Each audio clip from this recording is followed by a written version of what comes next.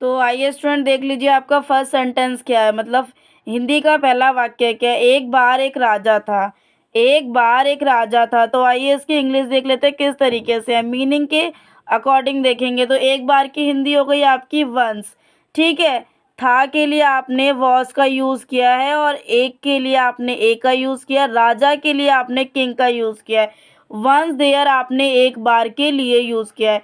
एक बार एक राजा था। Once there was a king. Once there was a king. ठीक है। तो आई होप आपको पता चल गया होगा कि एक बार की इंग्लिश होती है वंस देयर। एक के लिए आपने ए यूज़ किया है, राजा के लिए आपने किंग यूज़ किया है, वॉज के लिए आपने था का यूज़ किया है, मतलब वॉज के लिए आपने था का यूज़ किया है। अब वहीं पे आपका सेकंड सेंटेंस है। एक बार की बात है, एक रानी थी, मतलब एक बार की बात है, एक रानी थी। तो इसका सेंटेंस किस टाइप से क्रिएट होगा। Once upon a time there was a queen. Once upon a time there was a queen. अब मीनिंग जान लेते हैं। तो एक बार की बात के लिए आपका क्या रह जाएगा फ्रेज इंग्लिश में। वंस अपॉन अ टाइम, एक बार की बात, वंस अपॉन अ टाइम, क्योंकि यहाँ पे बात का मतलब यहाँ पे टाइम के लिए है, मतलब सब टाइम का मतलब तो वैसे समय होता है, लेकिन बात के लिए भी आपने यहाँ पे समय का यूज़ किया है। एक रानी थी, मतलब यहाँ पे एक दूसरा सेंटेंस यूज़ हो रहा है। एक बार की बात, एक रानी थी, तो यहाँ पे दो सेंटेंस यूज़ हुए हैं।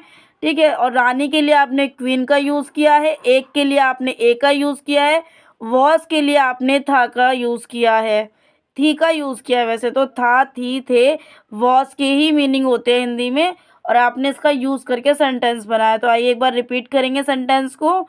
एक बार की बात है, एक रानी थी। Once upon a time there was a queen. अब अगर हम यहाँ पे बात करें कि एक समय की बात है या एक बार की बात है, एक राजा था, तो once upon a time there was a king आ जाएगा। क्वीन की जगह सिर्फ किंग, किंग का मतलब बदल जाएगा। किंग है राजा है, क्वीन है रानी है। तो राजा को जब हम रानी को जब हम राजा में कन्वर्ट करेंगे, तो क्वीन की जगह आपका सिर्फ किंग आ जाएगा। तो थोड़ा सा ये चेंज हो जाएगा। तो यहाँ पे इस टाइप से आप दो सेंटेंस क्रिएट कर सकते हैं। आइए देखें तीसरा सेंटेंस क्या कह रहा है। तीसरा सेंटेंस कह रहा है, एक बार की बात है, एक साधु रहता था। एक बार की बात है, मतलब एक बार की बात है, एक साधु रहता था। Once upon a time there lived a monk. Once upon a time there lived a monk. आइए मीनिंग देख लेते हैं। एक बार की बात के लिए तो आपने once upon a time use किया है। ठीक है। अब यहाँ पे एक की जगह आपने ए का यूज़ किया, साधु के लिए आपने मॉन्क का यूज़ किया है, रहता के लिए आपने लिव्ड का यूज़ किया है, था के लिए यहाँ पे कोई भी इंग्लिश का मतलब नहीं है, बट आपको यूज़ करना है क्योंकि वो आपका हिंदी में मतलब है, इंग्लिश में आपको नहीं लेना है। यहाँ पे एक बार की बात है, एक साधु रहता था, क्योंकि ये था की बात है, रहता था। और एक बार की बात है मतलब अभी बताई जा रही है, और वो रहता था। तो इस चीज़ में भी डिफरेंस है, इसलिए आपका था का यहाँ पे मीनिंग नहीं आया इंग्लिश में। अब फोर्थ सेंटेंस देख लीजिए। एक बार एक शिकारी यहाँ आया। एक बार एक शिकारी यहाँ आया। तो was once a hunter came here. Once a hunter came here.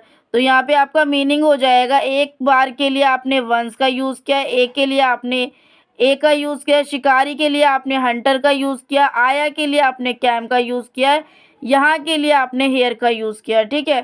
तो ये था आपका सेंटेंस, जो कि हिंदी के वाक्य को इंग्लिश में किस तरीके से आपको ट्रांसलेट करना है। तो एक बार एक शिकारी यहाँ आया था। Once a hunter came here. आइए देख लेते हैं फोर्थ सेंटेंस क्या है, फिफ्थ सेंटेंस आपका क्या है। तो फिफ्थ सेंटेंस है, मैंने उसे पहली बार फ़ोन किया। मैंने उसे पहली बार फ़ोन किया। आई called him the first time. I called him the first time. तो आइए देख लेते हैं मीनिंग क्या है। तो ये आपके यहाँ पे मैंने के लिए आपने यूज़ किया है आई, उसे के लिए आपने यूज़ किया है हिम, पहली के लिए आपने फर्स्ट। ठीक है। बार के लिए आपका फर्स्ट टाइम है, पहली बार के लिए आपने फर्स्ट टाइम, फ़ोन के लिए आपने कॉल्ड, और किया के लिए आपका दा यूज़ हो जाएगा, क्योंकि ये फ्रेज़ यूज़ हो रहा है, बट किया के एक तरीके से हिंदी दा नहीं है, बट आपको यूज़ करना है। तो आई होप आपको मीनिंग समझ आ गए होंगे सर, इस सेंटेंस के, फिफ्थ वाले सेंटेंस के मीनिंग समझ में आए तो आइए एक बार रिपीट करेंगे। मैंने उसे पहली बार फ़ोन किया। आई called him the first time. I called him the first time. आइए अब देखते हैं सिक्स सेंटेंस। मैंने तुम्हें पहली बार देखा। मैंने तुम्हें पहली बार देखा। तो इसका इंग्लिश सेंटेंस है, I saw you for the first time. I show you for the first time. आप स्टूडेंट कहेंगे कि देखना की हिंदी तो सी होती है, बट स्टूडेंट्स आपको यहाँ पे देखना की हिंदी सी यूज़ नहीं करनी है, आपको इसका सेकेंड फॉर्म यूज़ करना है। आपको सी की जगह सो का यूज़ करना है। तो आइए मीनिंग देख लेते हैं आपके। तो मैंने के लिए यहाँ पे आपकी आई है, तुम्हें के लिए यहाँ पे आपका यू है, पहली बार के लिए फर्स्ट टाइम है, देखा के लिए सो है। ठीक है, तो मैंने तुम्हें पहली बार देखा, I saw you for the first time. 7 sentence है, हमने वह जगह पहली बार देखी, we saw that place for the first time. Meaning देखेंगे, हमने के लिए आपकी इंग्लिश हो जाएगी वी, वह के लिए आप यूज़ करेंगे, यहाँ पे वह के लिए तो आपका कोई मीनिंग नहीं है, ठीक है, क्योंकि यहाँ पे हमने वह जगह, वह यहाँ पे जगह के लिए यूज़ हुआ है, तो आपका यहाँ पे मीनिंग नहीं आया है। जगह के लिए आपको प्लेस यूज़ करना है, पहली बार के लिए आपको द फर्स्ट टाइम यूज़ करना है, देखी के लिए आपको सो की इंग्लिश लेनी है। तो हमने वह जगह पहली बार देखी, we saw that place for the first time. 8 sentence है आपका, 8वां वाक्य आपका, मैंने इस तरह का खाना पहली बार खाया, I ate this kind of food for the first time. तो आइए मीनिंग देखेंगे, मैंने की हिंदी इंग्लिश हो जाएगी आपकी आई, और खाने के लिए आपको फूड यूज़ करना है, पहली बार के लिए for the first time use करना है, तरह के लिए आपको काइंड की इंग्लिश लेनी है, इसके लिए आपको दिस की इंग्लिश लेनी है। ठीक है, तो यहाँ पे आपका सेंटेंस रिपीट करेंगे, मैंने इस तरह का खाना पहली बार खाया, I ate this kind of food for the first time. देख लीजिए आपका नेक्स्ट सेंटेंस क्या रहने वाला है। तो नेक्स्ट सेंटेंस है आपका, मैं पहली बार उस शहर गया था, मतलब मैं पहली बार किसी दूसरी जगह गया था या किसी दूसरे शहर गया था, तो इसको कैसे ट्रांसलेट करेंगे, I went to that city for the first time, I went to that city for the first time.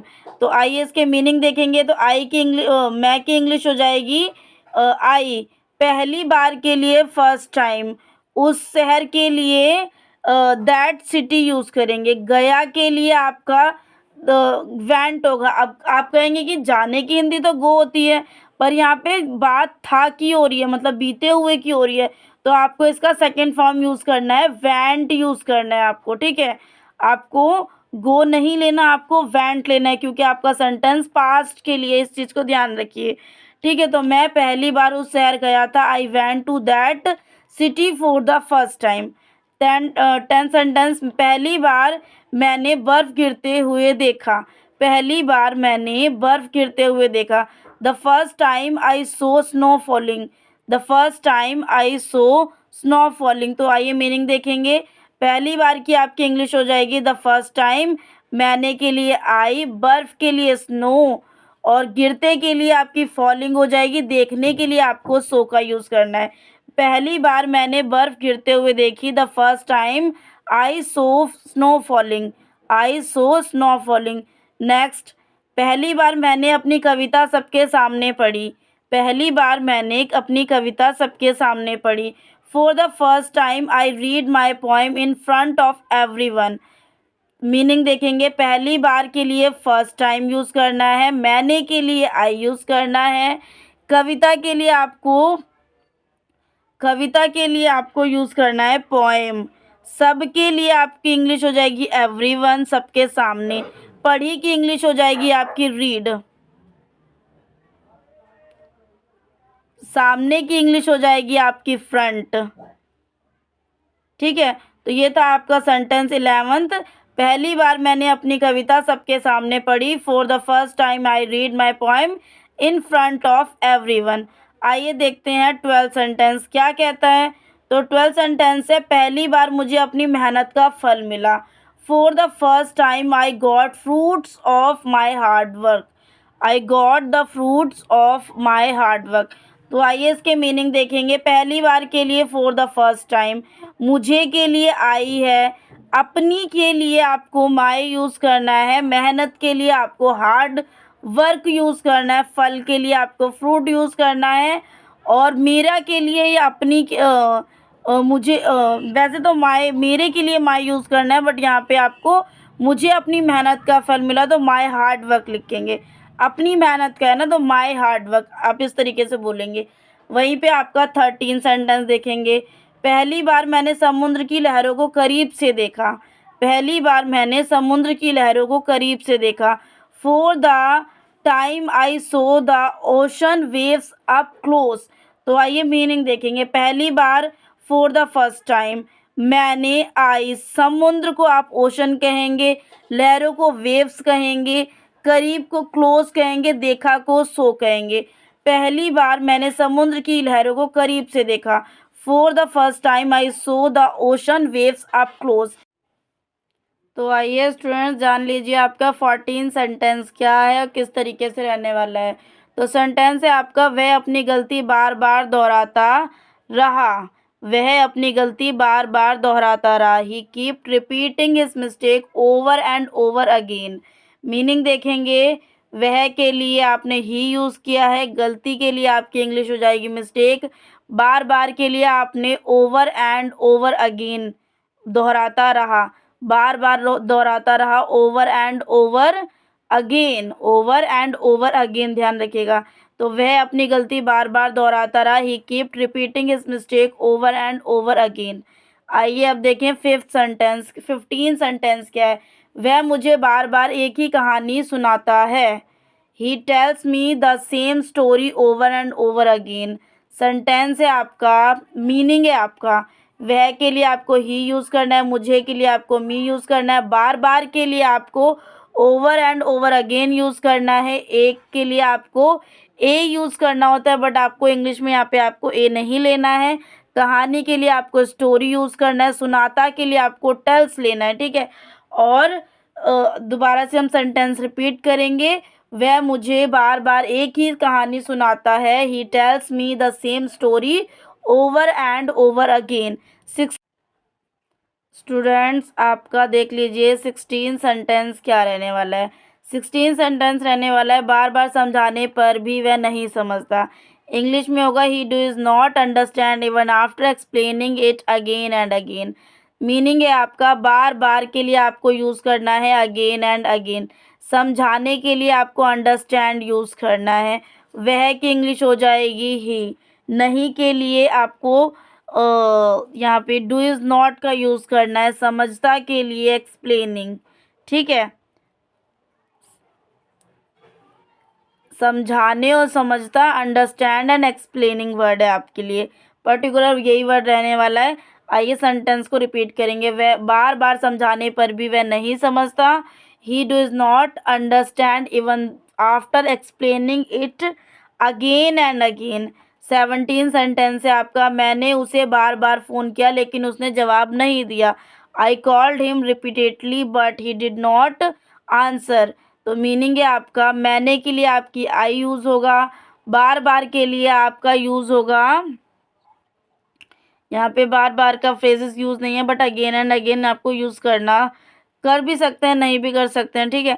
Phone के लिए आपको यहाँ पे कॉल्ड का यूज़ करना है, मतलब जवाब के लिए। और बट के लिए आपको लेकिन यूज़ करना है, नॉट के लिए आपको नहीं यूज़ करना है, जवाब के लिए आपको आंसर का यूज़ करना है। तो मैंने उसे बार बार फ़ोन किया लेकिन उसने जवाब नहीं दिया। I called him repeatedly. बार बार के लिए आपकी इंग्लिश हो जाएगी repeatedly, but he did not answer. 18 sentence से आपका, बार बार प्रयास करने के बाद अंततः वह सफल हुआ। बार बार प्रयास करने के बाद अंततः वह सफल हुआ। After trying again and again he finally succeed. After trying again and again he finally succeed. तो यहाँ पे मीनिंग हो जाएगा आपका, बार बार के लिए तो जैसे कि आपको पता है, बार बार के लिए आपको अगेन एंड अगेन यूज़ करना है, और प्रयास के लिए आपको ट्राइंग यूज़ करना है, आपको सफल के लिए सक्सीड यूज़ करना है, ठीक है। तो इस टाइप से आपके मीनिंग रहने वाले हैं। और नेक्स्ट सेंटेंस है आपका, एक बार बोलो, एक बार बोलो, tell me once, tell me once. तो यहाँ पे एक बार के लिए आपकी इंग्लिश हो जाती है वंस, और बोलो के लिए आपकी इंग्लिश हो जाती है टेल। 20 सेंटेंस है आपका, एक एक करके बाहर जाओ, एक एक करके बाहर जाओ, go out one by one, go out one by one. Next है आपका 21, एक एक करके लिखें, right one by one, right one by one. 22 sentence है, एक एक करके लड़के कमरे में घुस गए। One by one the boys entered the room, one by one the boys entered the room. Next sentence है आपका, ये तो बहुत ही सिंपल एंड स्वीट सेंटेंस है, आई होप आपको इनके मीनिंग समझ में आ रहे होंगे। नेक्स्ट है आपका, हम एक एक करके खेलेंगे। We will play one by one, we will play one by one. तो वन बाय वन का आपका देख रहे हैं कि ये फ्रेज है आपकी, इसकी हिंदी हो जाएगी एक एक करके। क्या फ्रेज है आपका? वन बाय वन, एक एक करके। और हम के लिए आपको यूज करना है वी, और खेले के पीछे आपका गे यूज हुआ है तो आपको विल यूज करना है, और खेले विल प्ले है तो खेलेंगे। ठीक है, इस तरीके से आप इसको समझ सकते हैं। तो हमारा सेंटेंस है, हम एक एक करके खेलेंगे, we will play one by one. ठीक है, आपको इसका फ्रेज का यूज़ करके आप बहुत सारे सेंटेंस खुद से भी क्रिएट कर सकते हैं। नेक्स्ट है आपका 24, सैनिक एक एक करके एक दूसरे के सामने आए, सैनिक एक एक करके एक दूसरे के सामने आए। The soldiers faced each other one by one, the soldiers faced each other one by one. 25 sentences, हमने एक एक करके खाना खाया, हमने एक एक करके खाना खाया। We ate our meals one by one, we ate our meals one by one. तो ये था आज का हमारा टॉपिक, जो कि आई होप आपको आज का टॉपिक क्लियर हो गया होगा। और अगर हमारा एक छोटा सा वीडियो पसंद आए तो प्लीज़ वीडियो को लाइक करना है, कमेंट करना है, शेयर करना है। चैनल पे नहीं हो तो चैनल को सब्सक्राइब कर लेना, ताकि इस टाइप के वीडियो आते रहें। दोस्तों के साथ शेयर करना बिल्कुल मत भूलिएगा, ताकि वो भी मोटिवेट होकर इस टाइप के वीडियो देखें और अपने स्टडी को कंटिन्यू रखें। तो ये था हमारा वीडियो, अब मिलते हैं नेक्स्ट वीडियो में।